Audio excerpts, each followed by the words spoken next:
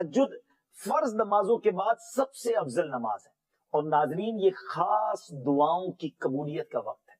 اللہ اکبر، تہجد پڑھ کے جو دعا مانگنے کا مزہ آتا ہے، اور اللہ کرے ہم ایسی دعائیں مانگنے والے بن جائیں کہ میں جانوں میرا رب جانے۔ اللہ اکیلے میں جا نماز بچھائیں، رات کا پہر ہو، ہاتھ اٹھیں اور آنسو بہیں، یقین کریں یہ وہ وقت ہے آپ جو مانگیں گے عطا کیا جائے۔ اللہ اور نبی پاک بھی رات کو اٹھ کر دعائیں مانگتے گر گڑاتے۔ اگر آپ بھی چاہتے ہیں نا آپ کی دعائیں قبول ہوں، کئی لوگ کہتے ہیں، ملتے بھی ہیں، حضرت دعا قبول نہیں ہوتی، کعبے کے سامنے بھی دعا کی ہم نے، مدینے میں بھی دعا کی، فلاں جگہ بھی دعا کرائی، دعا قبول نہیں ہوتی۔ چیک کیجئے روزی حلال ہے یا حرام ہے۔ اللہ سے باتیں کیا کرو، یہ کمال ہے۔ یقین بتاؤں آپ کو، دنیا میں بڑے آدمی سے بات کرنے کا موقع نہیں ملتا، ٹائم پہلے لینا پڑتا ہے، اول تو ٹائم ہی نہیں ملتا، مل بھی جائے تو کسی سیکرٹری کے تھرو ٹائم ملتا ہے، وہ پہلے ہی بتا دیتا ہے صاحب بہت بیزی ہیں، 5 منٹ سے زیادہ بات نہیں کر سکتے۔ اتنا مشکل ہے دنیا میں بڑے لوگوں سے بات کرنا، مگر میں بتاتا ہوں جس نے کائنات بنائی ہے اس سے بات کرنا کتنا آسان ہے۔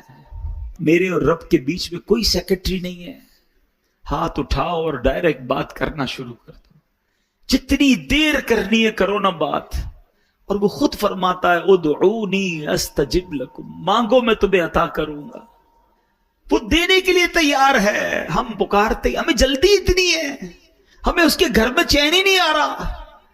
ارے 2 رکعت نفل پڑھ لی، کبھی تسبیح پڑھ لی، سب چلے گئے تو کونے میں اللہ سے باتیں شروع کر دی۔ سوچو نا، اپنی ماں سے جب آپ تڑپ کر بات کرتے ہو تو ماں سینے لگا لیتی، جب اللہ سے عرض کرو گے کہ مولا پریشان ہوں، اے میرے مولا پھنس گیا ہوں، اللہ بہت گناہ ہو گئے ہیں، نہیں چھٹ رہے گناہ، مالک کسی طریقے سے بچا لے، اے اللہ حرام روزی سے بچا لے، بولو نا جو دل میں اللہ سے، کون روک رہا ہے تمہیں؟ اور جس زبان میں بات کرنی ہے کرو۔ ارے وہ تو دلوں کے حال جانتا ہے، وہ تمہاری کیفیات کو دیکھ رہا ہے۔ اس کے گھر میں آئے ہو تو مانگو نا اس سے۔ ارے تمہارا مہمان تمہارے ڈرائنگ روم میں بیٹھ جائے اور رونا شروع کر دے کہ پریشان ہوں، تو کیا دھکے دے کے نکالو گے؟ تم بولو گے گھر کے اندر آ گیا ہے، مہمان ہے، کچھ تو کرنا پڑے گا۔ ارے قریب کے گھر میں آ گئے جب تم اور ادھر آنسو بہانا شروع کر دیے تو کیا خالی لوٹ آئے گا؟ تمہیں اندازہ ہی نہیں کہ اس کے گھر میں آ کر دل سے مانگنے پر وہ کیا کیا عطا فرمائے گا۔ آنا جانا رکھو، تھام لو مسجد کو۔ علماء کہتے ہیں اگر کسی کے ایمان کو چیک کرنا ہے نا، اس کے ایمان کی اسٹرینتھ کو چیک کرنا ہے، تو یہ چیک کرو کہ وہ مسجد میں کتنا آتا جاتا ہے۔ مولا علی شیر خدا کرم اللہ تعالی وجہ الکریم کی شان بھی بڑے پیارے انداز میں سیکھنے کو ملے گی۔ حضرت علی بن ربیعہ رحمت اللہ تعالی فرماتے ہیں ایک مرتبہ مسلمانوں کے چوتھے خلیفہ حضرت علی المرتضی شیر خدا کرم اللہ تعالی وجہہ الکریم سواری پر سوار ہوئے، مجھے اپنے پیچھے بٹھایا اور حرہ نامی علاقے کی طرف چل رہے تھے، چل پڑے۔ چلتے چلتے آپ نے آسمان کی طرف نظر اٹھایا اور پھر پڑھا، اے اللہ پاک میرے گناہ بخش دے، بے شک تیرے سوا کوئی گناہوں کو بخشنے والا نہیں ہے۔ کیسی پیاری التجا ہے، تو نہیں بخشنا یا اللہ، تیرے سوا کون ہے؟ تیرے سوا گناہوں کو بخشنے والا کوئی نہیں ہے۔ حضرت علی بن ربیعہ فرماتے ہیں یہ پڑھنے کے بعد مولا علی شیر خدا میری طرف دیکھے اور مسکرائے۔ مجھے بڑی حیرانی ہوئی، میں نے پوچھا کہ اے امیر المومنین، آپ نے پہلے استغفار کیا، اپنے گناہوں کی معافی مانگی، پھر آپ میری طرف دیکھ کر مسکرائے، اس میں راز کیا ہے؟ مولا علی شیر خدا کرم اللہ تعالی وجہ الکریم فرماتے ہیں کہ اپنے پرانا ایک واقعہ سنانے لگے، اپنی ماضی کی ایک یاد تازہ کرنے لگے۔ فرمانے لگے ایک مرتبہ پیارے آقا مکی مدنی مصطفیٰ صلی اللہ تعالی علیہ وسلم سواری پر تشریف فرما ہوئے اور مجھے اپنے پیچھے بیٹھنے کا شرف عطا فرمایا۔ مولا علی کو پیچھے بٹھایا نبی پاک نے اپنی سواری پر، اور ہم اسی جگہ یعنی حرہ کا جو علاقہ ہے اسی طرف آ رہے تھے، اور چلتے چلتے میرے آقا علیہ الصلوۃ والسلام نے آسمان کی طرف نگاہ اٹھائی اور فرمایا اللہم اغفر لی ذنوبی انہو لا یغفر الذنوب احد غیرک، اے اللہ میرے گناہ بخش دے، بے شک تیرے سوا کوئی گناہوں کا بخشنے والا نہیں ہے۔ پھر نبی پاک علیہ السلام میری طرف دیکھ کر مسکرائے، اے ربیہ میں نے بھی وہی سوال کیا جو آج تم نے سوال کیا تھا، علی بن ربیہ نے سوال کیا تھا نا کہ آپ مسکرائے کیوں؟ نبی پاک علیہ السلام سے مولا علی نے سوال کیا کہ حضور آپ نے پہلے استغفار کیا پھر آپ مسکرائے، تو نبی پاک علیہ السلام نے فرمایا اے علی، جب بندہ اللہ پاک سے گناہوں کی معافی مانگتا ہے اللہ پاک اس بندے سے خوش ہو کر مسکراتا ہے، بس اللہ پاک کے اسی مسکرانے کی وجہ سے میں مسکرایا ہوں۔ اچھا اس پر بات کرتے ہیں کہ استغفار کتنی کمال کی چیز ہے، اللہ کی کتنی پسند کی چیز ہے، مگر ذرا کمال تو دیکھیے مولا علی شیر خدا کا کہ آپ نے ایگزیکٹلی وہی پورا سینیریو کریٹ کیا، وہ پورا منظر آپ نے خود کریٹ کیا، بنایا کہ اسی طرح پیچھے سواری پر علی بن ربیہ کو بٹھایا، اسی وادی میں لے کر گئے، اسی وادی میں جا کر آسمان کی طرف نگاہ بھی کی اور وہی الفاظ دہرائے جو نبی پاک نے دہرائے۔ الفاظ دہرانے کے بعد حضرت علی بن ربیہ کو مولا علی دیکھ کر مسکرا بھی رہے ہیں، اور کمال دیکھیں علی بن ربیہ سوال بھی وہی کر رہے ہیں اور میرے شیر خدا جواب بھی وہی عطا فرما رہے ہیں۔ ہائے ہائے کیسا نبی پاک سے محبت کا انداز ہے، ایچ اینڈ ایوری سٹیپ، ایک ایک قدم کو صحابہ فالو کیا کرتے، ہمارے اسلاف فالو کیا کرتے ہیں۔ مسکرایا بھی نبی پاک نے جس مقام پر جس انداز میں، وہ وہاں جا کر ویسے ہی مسکرا رہے ہیں، گویا یہ بتا رہے ہیں یہ نہ پوچھو میں کیا کر رہا ہوں، کسی کی ادا کو ادا کر رہا ہوں۔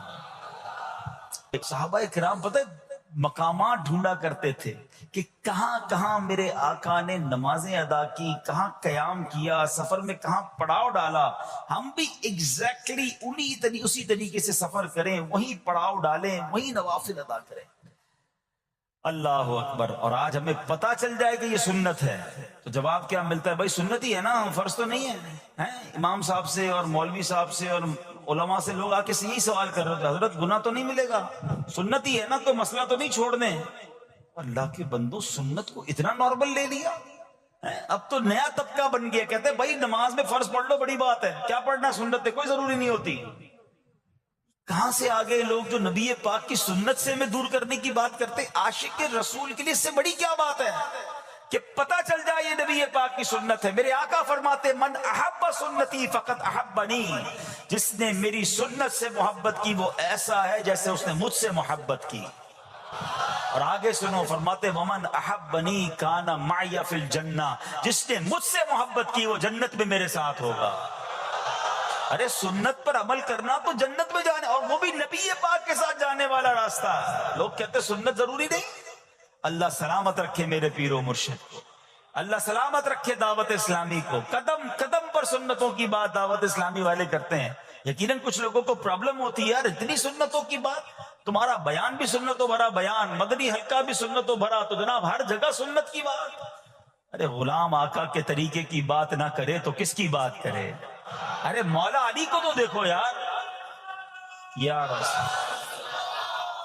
مولا علی شیر خدا، ہم پنجتن کے غلام ہیں، اہل بیت سے محبت کرتے ہیں، صحابہ سے پیار کرتے ہیں، ان کو دیکھیں نا، ایک ایک قدم کو، ایک ایک طریقے کو، ایک ایک انداز کو فالو کیا کرتے تھے۔ آپ کو پتا ہے حضرت ابوبکر صدیق رضی اللہ تعالیٰ کا وصال کا دن آنے والا تھا، آپ کو آخری گھڑیاں تھیں، آپ نے اپنی صاحبزادی بی بی عائشہ صدیقہ رضی اللہ تعالیٰ عنہا سے پوچھوایا ذرا یہ تو بتاؤ نبی پاک کا جو وصال کا دن تھا وہ دن کون سا تھا، وصال کے وقت کپڑے کیا پہنے تھے، یعنی ایک ایک بات کی معلومات لے رہے ہیں۔ تمنا یہ ہے کہ نبی پاک جس دن دنیا سے پردہ فرمایا اس سنت پر بھی عمل ہو جائے، میرا انتقال بھی اسی دن ہو جائے۔ آپ غور کریں کتنی باریکی سے پیارے آقا علیہ السلام کو صحابہ کرام اہل بیت اطہار فالو کرتے تھے، اور آج پتہ نہیں کیا ہو گیا ہے سنت۔ ابھی تھوڑے دنوں بعد انشاءاللہ حاجی حج کو جائیں گے، اللہ مجھے اور آپ کو بار بار حج کی سعادت عطا فرمائے۔ حج کے دنوں میں ایک ہی سوال ہوتا ہے، مینا کی راتیں سنتی ہے نا، نہ گزاریں تو حضرت کوئی دم تو نہیں ہو جائے گا۔ ارے تمہیں صرف دم کی فکر ہے، گئے کس لیے حج پہ؟ میرے آقا نے اگر خیموں میں مینا کے میدان میں رات گزاری تو عاشق رسول کے لیے تو اس سے بڑی راتیں کون سی ہوں گی؟ قدم قدم پر پیارے آقا کے طریقے کو فالو کرنا چاہیے۔ حاجی کو ایک ہی فکر ہوتی ہے بھائی دم تو نہیں لگ جائے گا، مولوی صاحب اور کوئی رعایت بتا دیں۔ ارے ہم گئے عبادت کرنے، سنتوں پر عمل کریں، مستحبات پر عمل کریں، بزرگوں کی اداؤں کو ادا کریں تاکہ زیادہ سے زیادہ برکتیں لوٹ کر آئیں۔ تو بہرحال اب آتے ہیں واپس اسی عمل پر۔ کیا عمل ہے؟ جس کو دیکھ کر رب بھی مسکراتا ہے۔ دوبارہ عرض کر دوں کہ اللہ کا مسکرانا وہ جسم اور جسمانیت سے پاک ہے، اس کی رحمت برستی ہے، اس کی رضا مل جاتی ہے۔ اور وہ کس بات پر رضا ملتی ہے؟ کہ جب بندہ اللہ سے معافی مانگتا ہے تو اللہ اس کے معافی مانگنے پر بہت راضی ہو جاتا ہے۔ سبحان اللہ، اللہ پاک ایسے بندے سے بہت خوش ہوتا ہے۔ کہ وجہ پتہ کیا ہے؟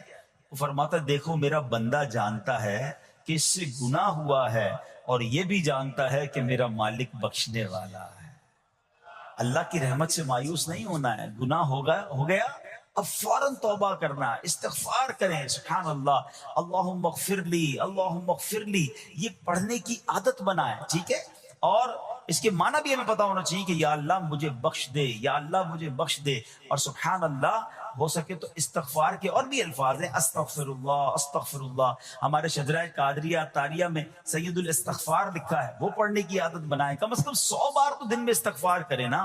اے کاش کہ ہم استغفار کرنے والے بن جائیں۔ اور آپ کو شاید پتہ نہیں ہے، استغفار جہاں گناہوں کی معافی ہے نا، وہاں یہ بہت سارے مسائل کے حل کی کنجی بھی ہے۔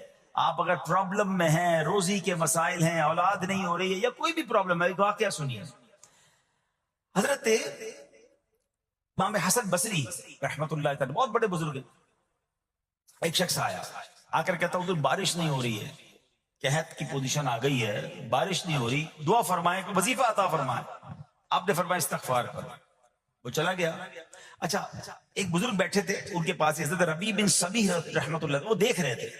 دوسرا بندہ آیا، کہتا حضور تنگ دستی ہے، کاروبار میں ڈاؤن ہے، رزق میں تنگی ہے۔ آپ نے فرمایا استغفار کرو۔ پھر تیسرا شخص آیا، کہتا حضور اولاد نہیں ہو رہی ہے، حصول اولاد کے لیے وظیفہ لینا ہے، فرمایا استغفار کرو۔ چوتھا بندہ آیا، وہ کہتا کہ حضور میرے باغ میں، فصلوں میں پیداوار کی کمی ہے، فرمایا استغفار کرو۔ حضرت ربیع بن صبیح کہتے ہیں حضور پہلا بندہ الگ پرابلم لے کر آیا، دوسرا الگ، تیسرا الگ، چوتھا الگ، چاروں کو ایک ہی دوائی، چاروں کو ایک ہی وظیفہ، استغفار استغفار۔ آئے ہائے، بڑوں کی بڑی باتیں ہیں۔ قرآن میں بھی پڑھتا ہوں، قرآن آپ بھی پڑھتے ہیں، مگر دیکھو اللہ والے کیسے پڑھتے ہیں۔ کیا خوبصورت جواب دیا آپ نے۔ آپ فرماتے ہیں سورہ نوح پارہ 29 آیت نمبر 10 سے 12 کی آپ نے تلاوت فرمائی۔ اب ذرا قرآن سنیے گا۔ بسم اللہ الرحمن الرحیم، استغفروا ربکم انہو کان غفارا یرسل السماء علیکم مدرارا ویمددکم باموال وبنین ویجعل لکم جنات ویجعل لکم انہارا۔ سبحان اللہ، ذرا سنیے گا، اپنے رب سے معافی مانگو۔ استغفروا ربکم انہو کان غفارا، بے شک وہ بڑا معاف کرنے والا ہے۔ اب دے گا عطا، کیا فرمائے گا؟ یرسل السماء علیکم مدرارا، وہ تم پر موسلا دھار بارش بھیجے گا۔ وَيُمْدِدْكُمْ بِأَمْوَالٍ وَبَنِينَ وَيَجْعَلْ لَكُمْ جَنَّاتٍ وَيَجْعَلْ لَكُمْ أَنْهَارًا، فرمایا اور مالوں اور بیٹوں سے تمہاری مدد فرمائے گا، اور تمہارے لیے باغات بنا دے گا، اور تمہارے لیے نہریں بنائے گا۔ باغات بھی بڑھ رہے ہیں، اولاد بھی عطا ہو رہی ہے، مال بھی بڑھ رہا ہے، بارش بھی ہو رہی ہے۔ کس چیز سے؟ استغفار سے۔ تو استغفار یہ آپ کے بہت سارے پرابلمز کا حل ہے، مسائل کا حل ہے۔ بس اپنی زبان استغفار سے تر رکھے۔ اچھا، پھر اس میں تھوڑی سی شرمندگی بھی ہو، ایسا نہیں کہ استغفار بھی ہو رہا ہے اور دماغ کہیں اور ہے، مسکرا بھی رہے ہیں، ہنس بھی رہے ہیں، اور استغفر اللہ، کسی سے معافی مانگتے ہوئے ہنستا ہے کیا بندہ؟ استغفر اللہ ربی من کل ذنب واتوب الیہ، یا اللہ میں اپنے سارے گناہوں سے تجھ سے معافی مانگ رہا ہوں۔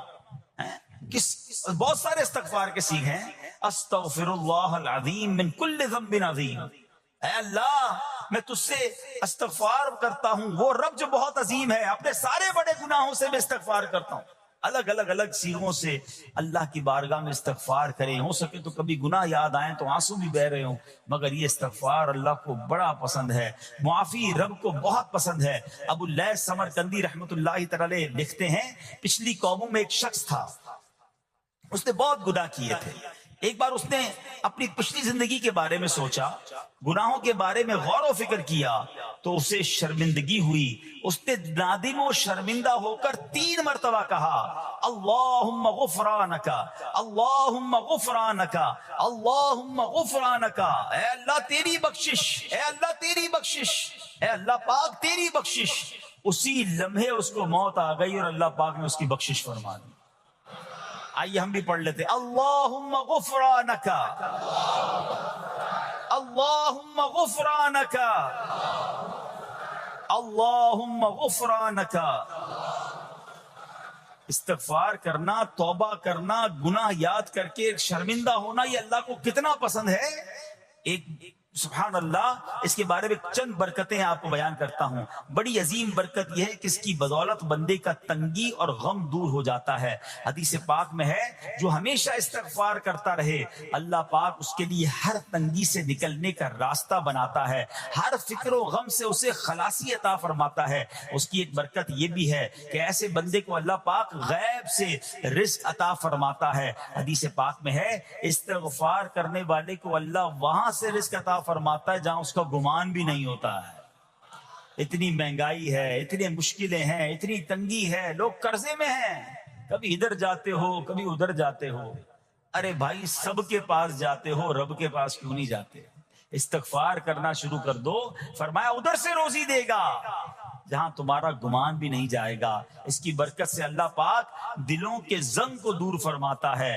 آئیے پیارے اسلامی بھائیوں، اللہ کو معافی مانگنا، دل سے پکارنا کتنا پسند ہے. میں آپ کو ایک بہت ہی خوبصورت واقعہ بتاتا ہوں، اور یہ واقعہ ہے حضرت موسیٰ علیہ نبینا علیہ السلام کا.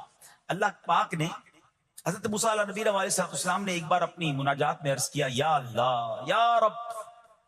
اللہ پاک کی طرف سے جواب آیا لبیک یا موسیٰ. آپ نے عرض کی یا اللہ تو میرا مالک ہے، تو تو خالق ہے، میں تو تیرا بندہ ہوں. ارشاد ہوا مجھے یہ پسند ہے کہ جب مجھے کوئی میرا بندہ یا رب پکارے تو میں اسے لبیک کہہ کر جواب. اللہ فرما رہا ہے حضرت موسیٰ نے عرض کی یا رب کیا یہ ہر موتی بندے کے لیے ہے؟ کیا ہر نیک آدمی کے لیے ایسا ہے کہ جب تجھے وہ پکارے تو لبیک فرماتا ہے؟ سنو اللہ فرماتا ہے ہاں بلکہ ہر گناہگار بندے کے لیے بھی ہے. تو حضرت موسیٰ نے عرض کی یا اللہ فرما بردار تو تیری اطاعت کرتا ہے، وہ بات تو سمجھ آ رہی ہے، گناہگار پر یہ کرم کس وجہ سے؟ اے ہائے سنو میرے رب کیسا کریم ہے. فرماتا ہے اے موسیٰ اگر میں بھلائی کرنے والے کو اس کی بھلائی کا بدلہ دوں اور برائی کرنے والے پر اس کی برائی کی وجہ سے احسان نہ کروں تو میرا جود و کرم کہاں جائے گا؟ اللہ فرماتا ہے میرا پھر کرم، میری رحمت کس لیے ہے؟ برائی کرنے والا بھی، گناہ کرنے والا بھی مجھے پکارتا ہے، میں اسے بھی لبیک کہہ کر جواب دیتا ہوں. حضرت موسیٰ علیہ نبینا علیہ السلام کو ایک بار وحی نازل ہوئی کہ اے موسیٰ فلاں علاقے میں جاؤ، ہمارا ایک نیک بندہ اس کا انتقال ہو گیا ہے، جا کے اس کو غسل دو، اس کو کفن دو اور اس کا جنازہ پڑھو. حضرت موسیٰ وہاں پہنچ گئے اور جب وہاں جا کر آپ نے لوگوں سے کہا کہ مجھے فلاں بندے کے پاس لے جاؤ جس کا انتقال ہوا ہے، مجھے غسل دینا ہے، کفن پڑھنا ہے، جنازہ پڑھنا ہے. لوگوں نے کہا حضرت یہ تو زمانے کا گناہگار، بڑا بےہودہ، بڑا بدکار شخص تھا، آپ کو رب کا حکم تھا، آپ نے غسل بھی دیا، کفن بھی پہنایا، جنازہ بھی پڑھا، پھر رب کی بارگاہ میں عرض کی مولا بندے تو یہ کہہ رہے ہیں یہ تو بہت برا آدمی تھا، تو نے مجھے بھیجا اور فرمایا تیرا پیارا بندہ، میں نے جنازہ بھی پڑھ دیا، غسل اور کفن بھی دیا. اب ذرا آپ سوچیں کہ کسی کا جنازہ حضرت موسیٰ پڑھ دیں تو اس کی تو بخشش کا تو کوئی مسئلہ ہی کوئی نہیں نا، وہ تو اللہ کے نبی جس کا جنازہ پڑھے غسل دے تو یا اللہ تو نے ایسا انتظام فرما دیا. تو رب کریم کی طرف سے پتہ ہے کیا جواب آتا ہے؟ اللہ فرماتا ہے اے موسیٰ بندے سچ کہتے ہیں، یہ بندہ واقعی بڑا گناہگار تھا. جو علاقے والے شہر کے لوگ کہہ رہے ہیں نا ٹھیک کہہ رہے ہیں، یہ بندہ تھا ہی ایسا. یا اللہ جب اتنا گناہگار تو اتنی بڑی مہربانی کس وجہ سے؟ ارشاد ہوا اے موسیٰ اس بندے نے مرنے سے پہلے مجھ سے 5 کلمات کے ذریعے بات کی، مناجات کی، مجھے پکارا، 5 سینٹنس تھے، 5 کلمے تھے، اور اے موسیٰ اس کی وجہ سے میں نے اس کی مغفرت فرما دی. حضرت موسیٰ کہتے ہیں یا اللہ وہ 5 کلمے تو بتا دے، وہ 5 کیسے جملے تھے کہ علاقے میں سب سے مشہور بدکار اور اس کا انتقال ہو تو رب مغفرت بھی فرمائے اور اپنے نبی کو فرمائے جا کے جنازہ پڑھو. تو آپ نے کہا یا اللہ وہ 5 کلمات بتا دے. آپ ذرا یہ 5 کلمات سنیے گا. ایکچولی جو بات سمجھنی ہے نا، استغفار ہے کیا، معافی مانگنا ہے کیا، توبہ کیا ہے. اللہ فرماتا نا کہ ہم نے سنا کہ جو بندہ اللہ سے استغفار کرتا ہے اللہ اسے دیکھ کر مسکراتا ہے. اس کی وجہ یہ کہ بندہ رب کی بارگاہ میں اپنے آپ کو سرنڈر کرتا ہے، اپنے گناہ یاد کرتا ہے، اپنی کم مائگی کا اظہار کرتا ہے. وہ کہتے ہیں نا الندم التوبہ، شرمندگی توبہ ہے. شرمندہ ہو جائے نا انسان. دنیا میں پتہ کیا معاملہ ہے، ہم کسی عدالت میں جا کر کہہ دیں ہم نے جرم کیا ہے، اقبال جرم، ٹھیک ہے، تو کیا ہوتا ہے، جج کہتا ہے پھر اس کو گرفتار کرو اور سزا سناؤ. بندہ خود ہی مان رہا ہے، گواہوں کی ضرورت کیا ہے. دنیا کی عدالت میں اقبال جرم پر سزا ملتی ہے. میرے رب کی رحمت کی عدالت دیکھو، بندہ وہاں جا کر اقبال جرم کر لے، شرمندہ ہو جائے، معافی مانگ لے، اللہ اس کے سارے گناہ معاف فرما دیتا ہے. یہ فرق ہے دنیا والوں میں اور رب کی عدالت میں. سبحان اللہ. وہ حضرت موسیٰ کہتے ہیں یا اللہ وہ 5 کلمے بتا، اور بتائے گئے تو وہ 5 کلمے سنیے گا ذرا. وہ بندہ کہتا ہے مرنے سے پہلے اے رب تو جانتا ہے میں نیکوں سے محبت کرتا ہوں اگرچہ خود نیک نہیں ہوں. یا رب تو جانتا ہے میں فاسقوں سے بغض رکھتا ہوں اگرچہ میں خود فاسق ہوں. سمجھ رہے بات؟ اے اللہ نیکوں سے پیار کرتا ہوں، مجھے پتا ہے میں خود نیک نہیں ہوں. میں گناہ گاروں سے نفرت کرتا ہوں حالانکہ میں خود بھی گناہ گار ہوں. کہیں بھی اپنی بڑائی نہیں ہے، میں گناہ گار، میں بدکار، مگر اللہ میں پیار کرتا ہوں نیک لوگوں سے. تیسرا جملہ کیا تھا، یا رب اگر مجھے معلوم ہو جائے کہ میرے جنت میں داخل ہونے سے تیری ملکیت میں کوئی کمی آ جائے گی تو اے اللہ میں تجھ سے پھر جنت کا سوال کرنا چھوڑ دوں گا. مجھے یہ پتا ہے یا اللہ تو نے مجھے جنت میں داخل کیا نا، تیری جنت میں کوئی کمی نہیں آئے گی، بہت بڑی ہے، ابھی مجھے داخل بھی کرنے سے تیرا کچھ نہیں جائے گا. اگر کچھ جاتا ہوتا تو یا اللہ میں جنت تیرے سے مانگنا چھوڑ دیتا. چوتھا جملہ کیا ہے، اے رب اگر مجھے معلوم ہو جائے کہ مجھے جہنم میں داخل کرنے سے تیری ملکیت میں اضافہ ہو جائے گا تو میں پھر جہنم سے پناہ نہیں مانگوں گا. یعنی اگر تو تیرے ملک میں تیری شان میں اضافہ ہو رہا ہے مجھے جہنم میں ڈالنے سے، پھر تو میں نہیں کہوں گا تجھے کہ جہنم سے نکال. مگر مجھے پتا ہے تو پہلے ہی مالک ہے، تو پہلے ہی خالق ہے، سب کچھ تیرا ہے، مجھے جہنم میں ڈالنے سے تیری کوئی ملکیت میں اضافہ نہیں ہونا. اور آخری بات کیا کہتا ہے، یا رب اگر تو مجھ پر رحم نہ کرے گا تو پھر کون کرے گا. اللہ فرماتا ہے اے موسیٰ میں نے اس پر رحم کیا، یہ میرے کرم کے لائق تھا، میرے کرم کے لائق نہیں تھا کہ میں اسے ناکام لوٹا دیتا. جب اس نے یہ کلمات کہے تو میں نے اسے درگزر فرمایا، اس کی مغفرت فرما دی، اور میں ہی بخشنے والا مہربان ہوں.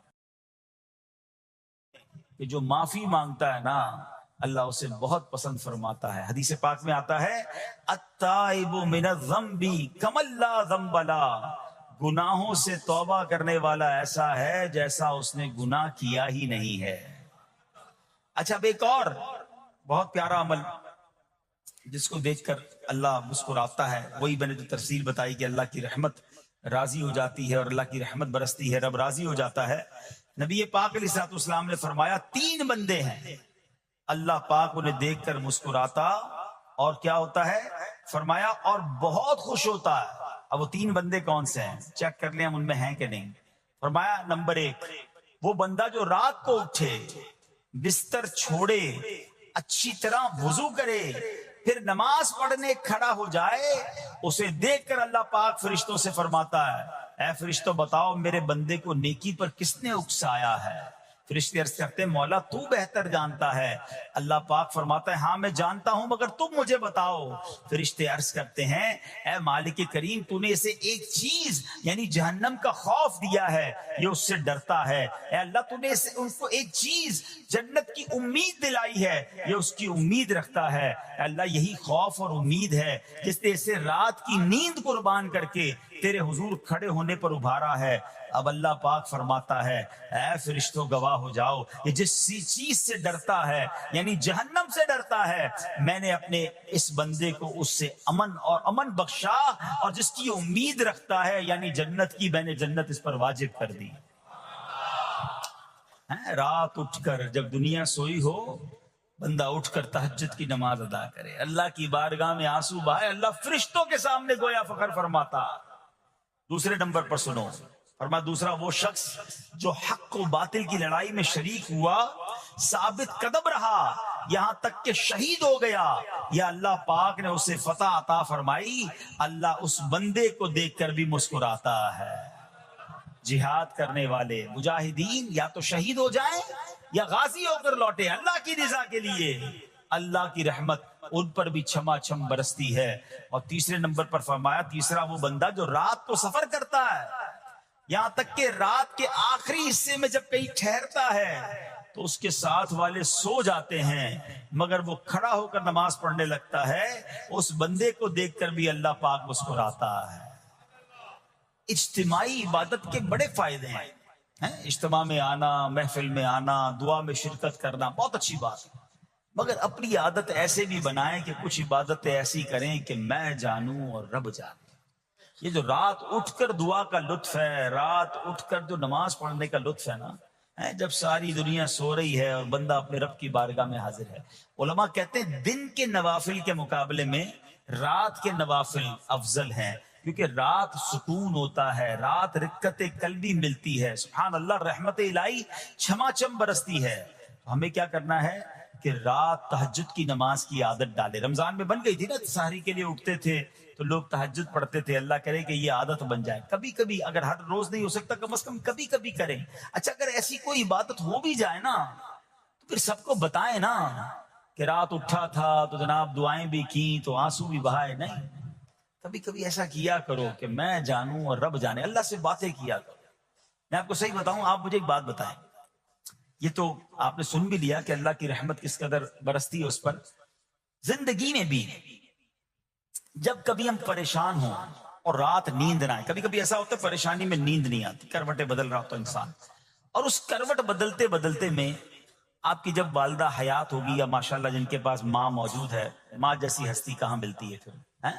ایک بار اور سن لو, دنیا کی بہت ساری چیزیں میرے اور آپ کے پاس ہیں جو ریپلیسیبل ہے, جو بدلی جا سکتی ہیں.